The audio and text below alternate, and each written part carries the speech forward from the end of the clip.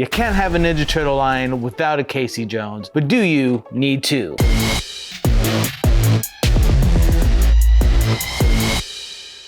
Today we're reviewing the original release of the Mirage Casey Jones and the new Color Classic. So what's the difference between this new Casey Jones and the original release? Do we get anything extra with this guy? Is it worth your money?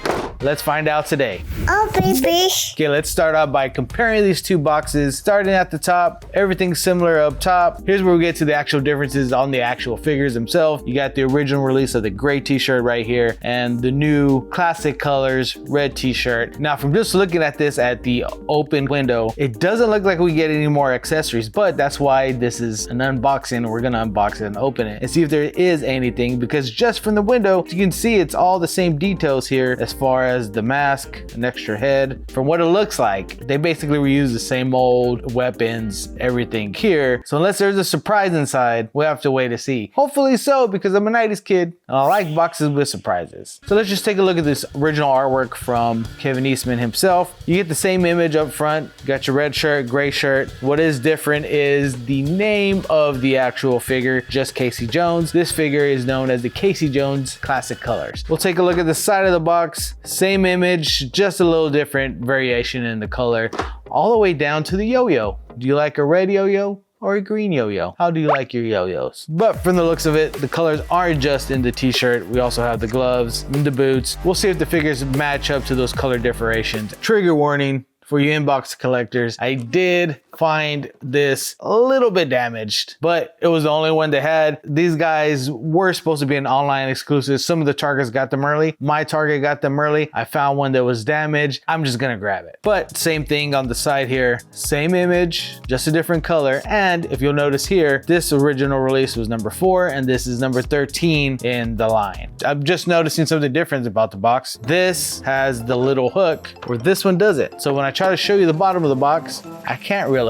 Right here you have the Nickelodeon Ninja Turtle logo, where on this one you do not. Let's see if the same people worked on it. I don't know why anybody else would work on it. Maybe a different painter. Randy and Trevor, who do a great job. Gold variant, John Sutton. Paint, Jeff Trapp, Mike Puzo. Same dudes painting it. No differences on any of this. All the same people worked on this and this. Hey, sometimes you just get an easy day off at work. Let's take a look at the back of the box, where we do see some differences in this items. Now, we get different poses. So on the original, you have him all fully masked, where on the new release, you do get a little photo of him without his mask. Kind of like, what's up? Why'd you buy this? What are you doing? Why are you addicted? Just say no, kid. Just say no. This is Neca assigned to us as like, you guys will buy anything. You guys want a shoebox Slayer? It's coming out soon. So that's the outside of the box. Those are little differences. Not enough to say definitively this is worth it or not. Let's get this thing open, see if there's anything extra, anything different, if it's worth your time, worth your money. But first, I'm gonna need you to use your manners and say those magic words.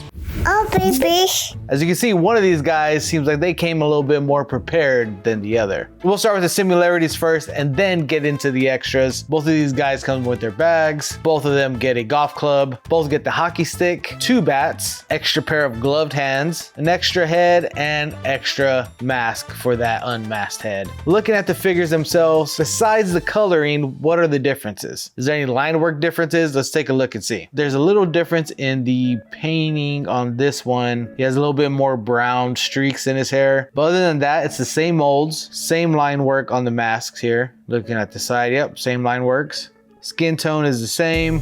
Only difference is this guy a little bit more 90s, a little bit more highlights. Same line work here as well. Everything's pretty much the same. Same abs. If you're wondering about the abs are exactly the same. Didn't let himself go. Different painting on the pants. You got this darker blue here and this lighter blue here on this other Casey, working all the way down to his boots slash dope sneakers. Got these white sneaks and the brown sneaks. Now, as a sneakerhead, I do appreciate the difference in colors. There's nothing like a good pair of some clean white sneakers.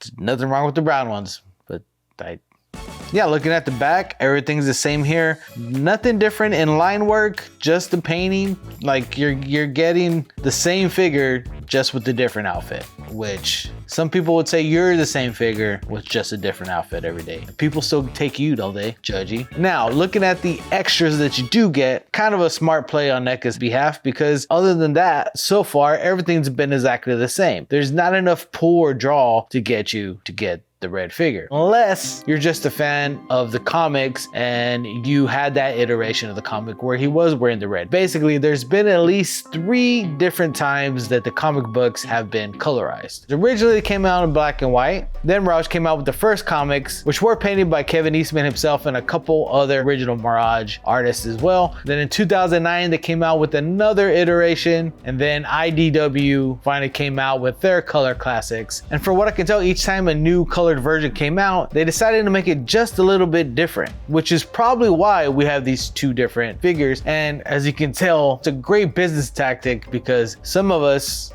even though it's not a new figure, just want that little bit of difference. It's cool just to have a same figure with a little bit of change on your display case, which leads me to these extras, which are just that, a little bit of variation for your figure. So you do get these 2 extra arms with 3 different pair of hands. With the original release, you only got 2 pairs of hand and then 1 little extra hand. They kind of skipped out on it. You got 5 hands instead of 6, which they kind of did the same on this one with the brown gloved hand. But you do get 6 pair of extra hands that you don't get with this guy here with the wrap fist, which, look, I'm kind of a fan of that. And you get this Mary Poppins umbrella. It's a cool thing. It's extra. You do get a little bit more bang for your buck. Now, you guys let me know in the comments, are these little extra pieces worth repurchasing another Casey Jones figure? If you don't have the original Casey Jones here, it would be a smart play to get this new Casey Jones, because you're technically getting 2 versions in one with these arms. These arms do come off fairly easy.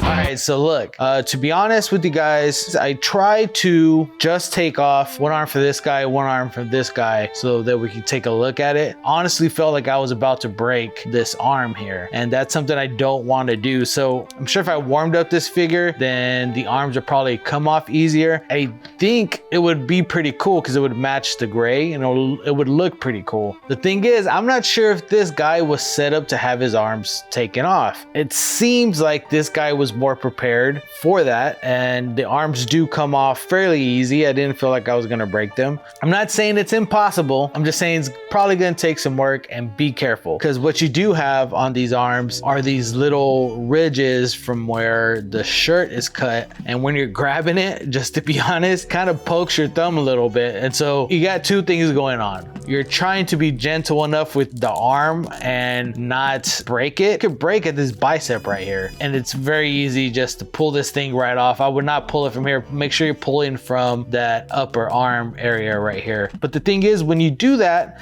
you got all these ridges and they're kind of poking and digging into your thumb. So it doesn't make it easy. If you got any tricks or hacks for that, please let me know in the comments down below. Besides warming up your figures, what else could you do? Are there any special tools out there that I might not know about that we can share with the community? Let us know. I personally kind of like the red next to the Lawson Turtles with their red bandanas compared to the gray. All that red on your shelf kind of helps it pop a little bit. So aesthetically, it would be pretty cool on your shelf next to these Lawson Turtles. That's one reason to get it. Another reason to get it might be because you did not get this original Casey Jones, and so you're just needing a Casey Jones. This Friday, I'm assuming, as everybody else, that they're going online on the Target Fall Geek Out event. So it might be a semi-easy way to get yourself a Casey Jones if you don't have one already. So look, is it needed? Is it a must buy? I can't definitively say that. It's really personal choice. I got it for this review, and like I said, I do like the way it looks next to the Lawson Turtles. So if you have the Lawson Turtles or even the original Mirage Turtles, still looks pretty cool